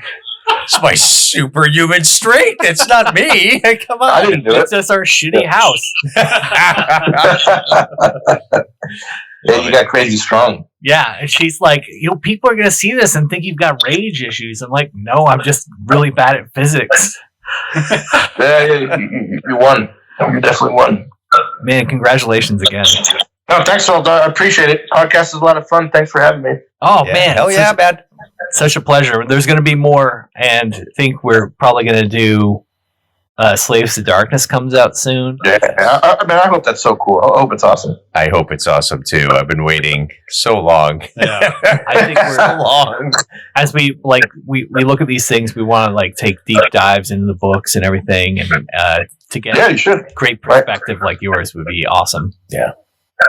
Hey, they've done a really good. I'm impressed by how good of a job GW's done with the most recent books. Like they're just cool. Like the Auric book, really well done. It's full of fluff. It plays well. It feels good. Seems Cities they're book getting too. better and better. Cities, I don't understand. Like I wish. It seems like they just. Well, I guess that'll come with time. But like, Tempest Eye can have a bunch of fluff, right? Because that's like its own city. It seems like each one of those cities could be a mini book onto its own. But Yeah. It feels like it's a love letter to the old world, and it gives you more opportunity to marry the old world with Sigmar. And like, so you can have all this really cool stuff from the old world and mash it together with really cool Sigmar stuff. they're basically done after this, right? There's no more old stuff floating around. Maybe Seraphon. Yeah, Yeah, I think so. Yeah. yeah, because they got the Maw The last of tribes. it. Yeah. The ogre stuff is coming out. Yeah. I can't think of anything else that hasn't had a book recently. Yeah, so we're basically going to start seeing brand new stuff. I hope. Yeah. Yeah, who knows? Yeah. Maybe another KO book one day. That's true. KO and Seraphon are the two. Yeah. But I think the Cities book kind of sends a little of KO's way. For sure. Oh, yeah. The thing is, the KO dwarf ships, the steamships, whatever they're called, Yeah, they're amazing. I mean, that should be enough to pull you into playing a faction by itself. Yeah. yeah. Yeah. Just looking at them. I They're think so they got. cool. They're cool models. Yeah. There was a weird book writing time. Mm-hmm. And I think that's when they figured out after KO how to write the books better. Yeah. They made some big mistakes, Yeah. and they didn't. That's what I keep hearing. Are you talking about balance mistakes or actual writing in the book, like rules-wise? I think balance, rules writing, and planning the rules around the models. That like wave after, I mean, we talked about this multiple times on the show, but that wave after the KO book came out, where people were piecemeal with the what was the unit? The Thunders. The Thunderers. They were like going out of their way because there was nothing in the book that stopped it to make every Thunder have just that one gun. Yeah. Oh, that's true. Yeah, that was kind of dumb. Yeah, and people bent over backwards buying 20 boxes and like finding ways to customize them, and like even William was Maybe it wasn't a mistake. well, yeah, maybe. But if they're buying 20 boxes, come on. Yeah, what a big win. it did break the game. Yeah. It was they opened this weird Pandora's box, and like it was like one of those like If we Taco don't stop Bell. this now, yeah. we are going to destroy ourselves. Yes, they have to, and that was they're the only. I think they're the only unit that's ever gotten a rewrite in a GHB. yes. Oh, you're right. Yeah, I forgot about that. That was like the first page too, right? They're like, "Hey, new war scroll." Yeah. Yep. And everybody was like, shit. I just wasted. I know people were probably. I bet there's people that spent thousands of dollars, or at least maybe up to $1,000 of just like I'm gonna build a KO army with just this, and yeah, just amazing. Anyway, yeah. But since then, I feel like between like you were saying the turn priority rolls and playing the different scenarios, it doesn't feel like there's a rock paper scissors thing happening. It doesn't feel like there's a power creep too much, which is so Right. easy. It's getting better and better, right? Yeah, absolutely. I think the most interesting thing that we've seen recently is that people were expecting a crazy Slanesh nerf. It's about on par for the new stuff that's coming out. Well, Chris, it's been a joy having you on the show. Yeah. Yeah, man. So again, appreciate you very much. Thank you for having me on. It really is. And congratulations one more time. That's awesome. Oh, yeah. All the Khorne love. Oh yeah, that corn is super fun. I recommend it to all my friends. Awesome. So, what would an orc say if they just won Crucible?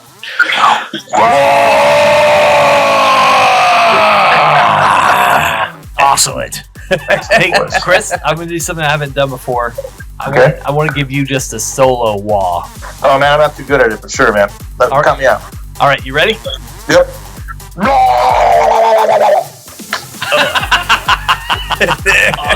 I love it. That's great. Awesome. No, dude, I actually had something stuck in my cheek real quick.